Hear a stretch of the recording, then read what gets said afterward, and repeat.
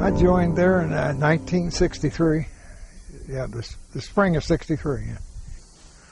Well, you can't have a country club without gambling. You can't play golf without gambling. Now, there's some of the guys there that are hustlers that like to play for more money, and some of them were good enough to.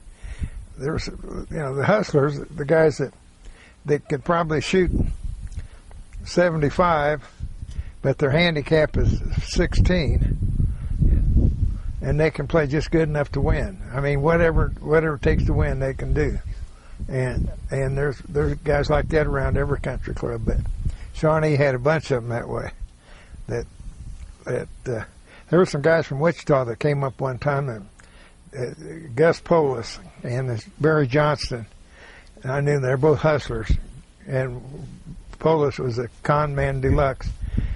He and his brother, who just died recently, his brother did, but they were every scam that was coming along, that they were involved in, they did.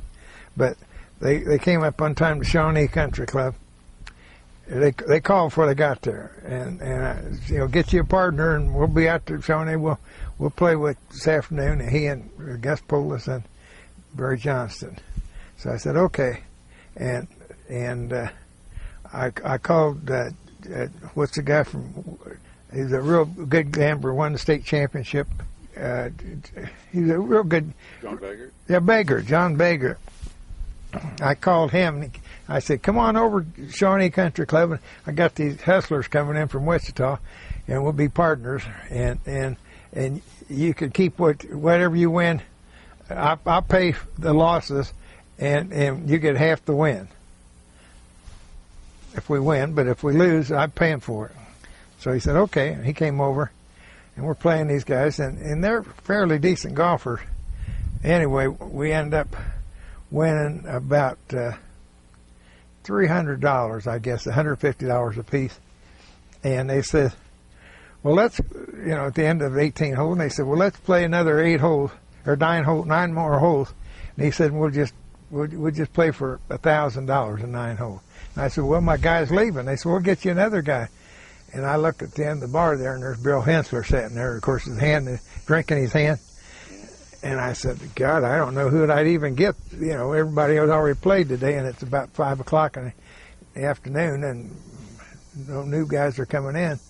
And I said, well, wait, there's that old guy at the end of the bar, that drunk. And he said, yeah. And I said, well, I guess he's the only one here. I guess I'll give him a chance. I'll see if he wants to play. And I go down and I said, Hassur, I said, this is easy money. And I said, these guys, I told him, you're that drunk sitting at the end of the bar. And he said, well, I am. And I said, well, but that's when you play good. And he said, okay, come on. And I said, I'm back in the game. So we're going to play for $1,000. You can pay the front 9? Yeah, front 9 is what we play. And just $1,000 that our team loses 1,000 or wins 1,000. And I said, okay. And of course, I'd already won 300 by 150 on the head. Anyway, so we go out there, and Hensler, everybody's hitting the drivers off the tee, and he's hitting the 1-iron.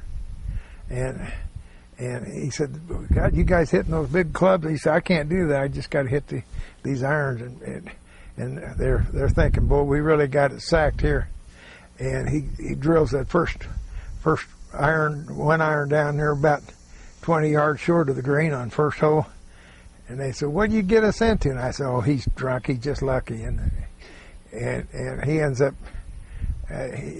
shooting probably 2 or 3 under par for that 9 holes, and we end up winning $1,000. And I said, you guys want to play some more? And they said, no, we're done. We're going back to Wichita. Would you loan us some money for fare? And I said, no. So anyway. Did you collect? Oh yeah. Well, yeah. They're going to plan on coming back with another deal later. Another next year or something. They've got some scams going everywhere.